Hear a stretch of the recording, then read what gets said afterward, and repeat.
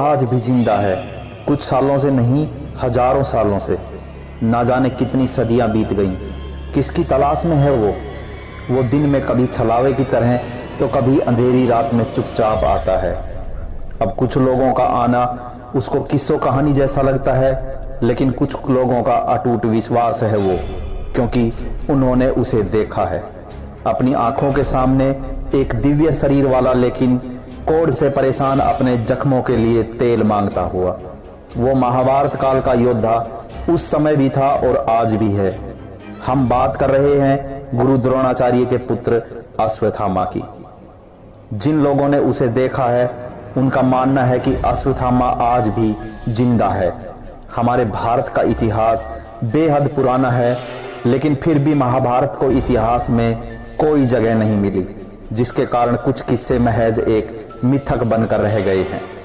इन्हीं किस्सों में से एक है अश्वत्थामा के जिंदा होने या मृत होने का किस्सा, जो आज भी अनसुलझा रहस्य बना हुआ है। लेकिन बहुत से अलग अलग लोगों का एक ही बात पर एक मत होना कोई मिथक नहीं हो सकता। मध्य प्रदेश के बुहारनपुर जिले से करीब 20 किलोमीटर दूर असीरगढ़ का किला अपने अंदर ना जाने कितने राज दफन किए खड़ा है। उन राज को लेकर लोगों की अलग अलग धारणाएं हैं। यहाँ के स्थानीय लोगों के अनुसार किले में मौजूद गुप्तेश्वर मंदिर में अश्वत्थामा पूजा करने आते हैं और फिर मंदिर से चले जाते हैं। ऐसा माना जाता है कि सुबह किसी के उठने से पहले और किसी के मंदिर में आने से पहले वे मंदिर में मौजूद शिवलिंग की पूजा करके वहां से चले जाते हैं। कुछ लोगों के अनुसार अगर ये एक मिथक है तो वो कौन है जो हर रोज सुबह सबसे पहले मंदिर में पूजा करके चला जाता है और वो दिखाई भी नहीं देता है?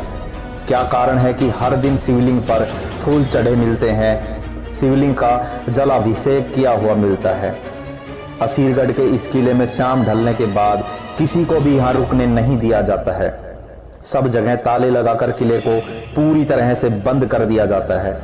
इसके बावजूद आखिर वहां कोई कैसे अंदर आ सकता है? कैसे कोई अंदर आकर पूजा करके चला जाता है?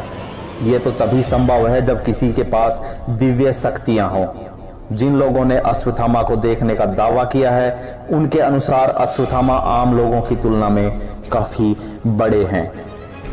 कोढ़ रोग के कारण पूरे शरीर पर गहरे जख्म बने हुए हैं। उनके माथे के घाव से लगातार खून बहता रहता है। इन घावों की वजह से ही वो बार बार लोगों से तेल मांगते भी नजर आए हैं। ऐसा कहा जाता है कि अश्वत्थामा के ये घाव महाभारत के समय के हैं। युद्ध में अश्वत्थामा बहुत ज्यादा घायल हो गए थे। उनके घाव आज भी नहीं भरे हैं। वे आज भी श्री कृष्ण के दिए श्राप को इधर उधर भटक रहे हैं और झेल रहे हैं। आखिर दोस्तों, अश्वत्थामा के साथ आखिर ऐसा क्या हुआ था जो आज भी इधर उधर भटक रहे हैं? उनके चाहने के बाद भी मौत उनके पास नहीं आ रही है। ये जानने के लिए हमें महाभारत के उस हिस्से में प्रकाश डालना होगा जहां से इसकी शुरुआत हुई थी। जब अश्वत्थामा का जन्म हुआ था तो उनके मुख से घोड़े के हिनहिनाने जैसी आवाज निकली, जिसके कारण उनका नाम अश्वत्थामा रखा गया। जन्म के समय से ही अश्वत्थामा के माथे पर एक मणि मौजूद थी जो उन्हें निर्भीक और रोग मुक्त रखती थी। महाभारत युद्ध में अश्वत्थामा ने अपने पिता की तरह ही कौरवों का साथ दिया था। अश्वत्थामा के पराक्रम के आगे पांडव हारते नजर आ रहे थे। श्री कृष्ण सब कुछ जानते थे और इसी के चलते श्री कृष्ण ने कपट नीति का उपयोग कर युधिष्ठिर से झूठ कहलवाया। सारे युद्ध क्षेत्र में यह बात फैला दी गई कि अश्वत्थामा मारा गया, पर जो मारा गया वो अश्वत्थामा हाथी था। सत्य जानने के लिए गुरु द्रोण ने युधिष्ठिर से सत्य बताने को कहा। युधिष्ठिर ने कहा कि अश्वत्थामा मारा गया, लेकिन हाथी। श्री कृष्ण के शंखनाद ने हाथी शब्द सुनने नहीं दिया और पुत्र के शोक में द्रोणाचार्य ने अपने शस्त्र त्याग दिए। इस अवसर को पाकर धृष्टद्युम्न ने द्रोणाचार्य का सर काट दिया। जब अश्वत्थामा को इस कपट नीति का पता चला तो वे गुस्से से आग बबूला हो गए और अब युद्ध में खुद भी कपट नीति करने की ठान ली। अश्वत्थामा ने द्रौपदी के 5 पुत्रों का सोते हुए वध कर दिया। इससे अर्जुन क्रोध में आ गया और अश्वत्थामा का पीछा करने लगा। तो घबराकर अश्वत्थामा ने अर्जुन पर ब्रह्मास्त्र चला दिया। अश्वत्थामा ब्रह्मास्त्र को चलाना तो जानता था, लेकिन उसको वापस बुलाना नहीं जानता था। अश्वत्थामा ने उस ब्रह्मास्त्र को अभिमन्यु की पत्नी उत्तरा के गर्भ की तरफ मोड़ दिया।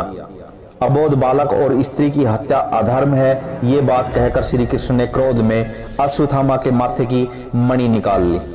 साथ ही कलयुग के अंत तक धरती पर भटकने का श्राप दे दिया। मणि पास न रहने से अश्वत्थामा की सारी शक्तियां चली गई और उनके शरीर पर तब से लेकर आज तक बहुत सारे घावों से लगातार खून बह रहा है। उसके शरीर पर महाभारत कालीन घाव हैं जो अभी तक नहीं भरे हैं। ना जाने कितने युग अश्वत्थामा ने यहाँ वहां भटक कर गुजारे हैं और ना जाने कितने युग और उसे इसी तरह घावों के साथ इस धरती पर गुजारने बाकी हैं। आज का ये वीडियो आपको कैसा लगा हमें कमेंट में जरूर बताना। वीडियो को लाइक और शेयर जरूर करना और अगर आप नए हैं हमारे चैनल लोकल जर्नी पर तो इसे सब्सक्राइब करके बेल ऑप्शन के ऑल नोटिफिकेशन को जरूर चालू कर लीजिएगा। हम आपसे मिलते हैं जल्द ही एक नए वीडियो के साथ। तब तक के लिए जय श्री कृष्णा।